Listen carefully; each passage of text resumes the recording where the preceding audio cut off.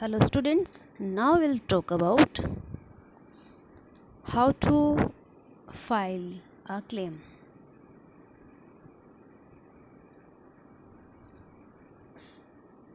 Is it any application form there? So the claimant, this claimant कौन होता है जो कि claim करेगा. Usually the beneficiary will begin the claims process by filling out and signing a proof of death form. ठीक है, जो beneficiary होगा जो क्लेम कर रहा है वो एक सबूत के साथ, डेथ फॉर्म के सबूत के साथ साइन करेगा और फॉर्म भर देगा. Then attach it to it an original और सर्टिफाइड कॉपी. अटैच करना है, ओरिजिनल और सर्टिफाइड कॉपी होगी इंश्योर्ड डेथ सर्टिफिकेट की. Then if the claimant is too distraught to fill out the form, the insurance agent may fill it out for him or her. Okay?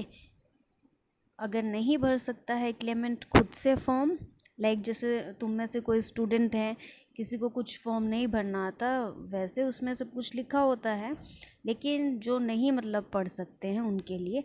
But कई बार students भी होते हैं कि बार बार पूछते हैं वो चीज़ कि कैसे भरा जाए, तो उसके लिए यहाँ पर हम कहते हैं the insurance agent may fill it out for him और her, although the claimant will still have to sign it. भर तो दिया जाएगा किसी की मदद से, पर फिर भी साइन होंगे क्लेमेंट के. If there is another beneficiary named on the policy, that person must also fill out a claim form. अगर और भी कोई बेनिफिशरी है तो उसके भी साइन हो जाएंगे. क्लियर?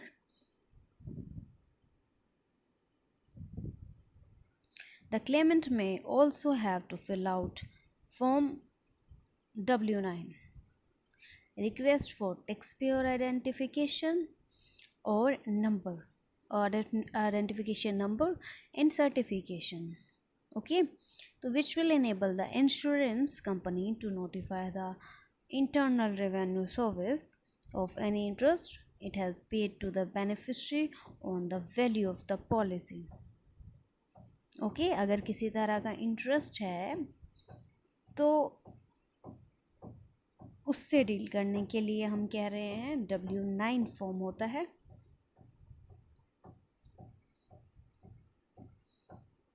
फिर to expedite the claim, follow the insurance company's instructions carefully. But जो भी क्लेम करना है वो इंश्योरेंस कंपनी के निर्देशों के अनुसार सावधानी पूर्वक करना चाहिए. अभी देखें, फॉर्म भर दिया, बट ऐसा नहीं है कि फॉर्म भरते ही अमाउंट मिल जाएगी, पैसा मिल जाएगा. तो क्या करना है? Next, wait for the company to process the claim. ठीक है ना, वेट ज़रूरी है. देखें, पेशेंस तो रखना ही होगा. हर चीज़ जो है उसमें कितनी पार्टीज़ इंक्लूड होती हैं, तो हर पार्टी अपने लेवल पे जब कंफर्म करेगी सारी चीज़ें तो ही it will be a complete process. Okay, आपके सिर्फ फॉर्म भर देने से ही प्रोसेस पूरी नहीं हो जाएगी. तो wait for the company. Then life insurance claims are usually paid quickly, often with a few days. ठीक है ना, मतलब क्लेम जो है वो जल्दी कर देना चाहिए. फॉर्मेलिटीज़ जो हैं, then the insurance company will ensure that the claimants are the beneficiaries of the policy, that the policy is current and in force, and that all conditions of the policy have been met. तो insurance company क्या ensure करेगी, क्या चीज़ पक्की करेगी कि सभी जो conditions हैं वो पूरी हो रही हैं.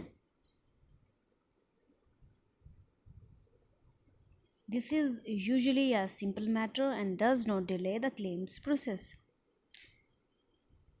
Claims are more often delayed because the insurance company has not received a valid death certificate.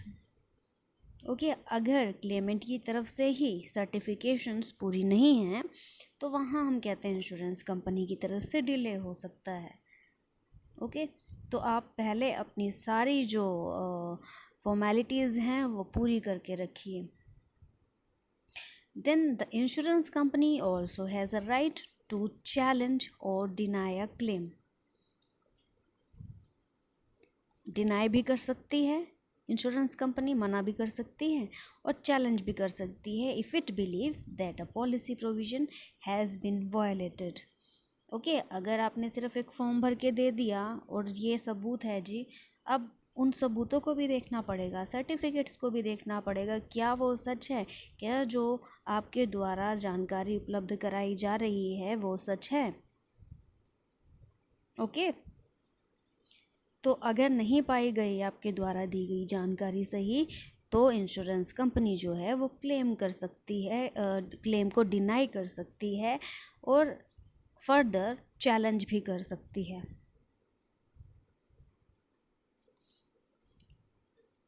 Now receipt of life proceeds. Receipt कितनी तरह से हो सकती है, तो पहले हम बात करेंगे in a lump sum cash payment. Lump sum अगर अकाउंट्स को रिलेट कर रहे हैं तो लंप सम वर्ड सुना है ना सबने, नहीं सुना है तो आप क्लियर करेंगे भाई. ओके तो life insurance proceeds are often paid as lump sum cash payments. Most people elect this form of payment because it enables them to control how the insurance money is invested or spent. If the beneficiary elects to receive a lump sum payment, he or she will not owe income tax on the life insurance proceeds. Okay अगर हम बात कर रहे हैं कि अगर lump सम payment method चुना है तो इनकम टैक्स पे जो इनकम लाइफ इंश्योरेंस की जो प्रोसीड्स हैं उन पे कोई इनकम टैक्स हम कह रहे हैं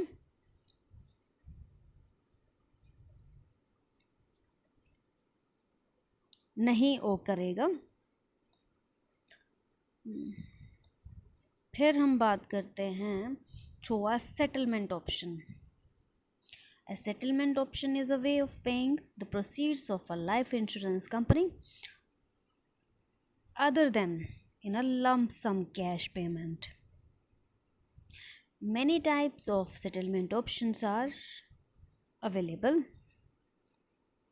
but all are designed to ensure good money management in situations where the beneficiary is unable or unwilling to manage a lump sum of cash. Okay, इकट्ठा देने की बजाय अगर all are designed to ensure good money management के पे तो कर रहा है ना. Either the policy owner chooses the settlement option at the time he or she purchases the policy, or the beneficiary chooses the option at the time the benefit becomes payable.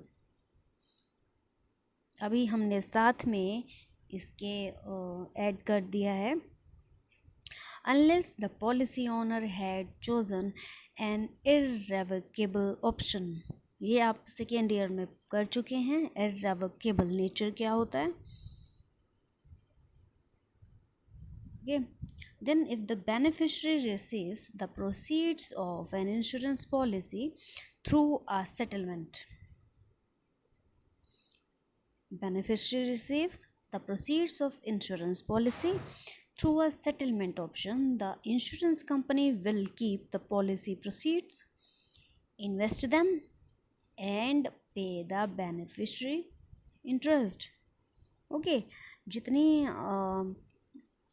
Settlement option की बात कर रहे हैं हम, insurance company क्या होगी, वो जो सारी पॉलिसी प्रोसीड्स है वो रखेगी, फिर उन्हें इन्वेस्ट कर देगी और जो बेनिफिशरी है उसको इंटरेस्ट देगी। अभी बेनिफिशरी में be allowed to withdraw part of the proceeds और receive periodic payments of both principal and interest. अब उसे बेनिफिशरी को दोनों प्रिंसिपल भी मिलेगा यानी मूलधन भी मिलेगा और ब्याज भी मिलेगा। Okay,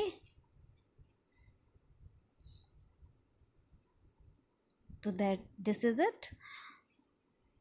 okay, thank you, take care.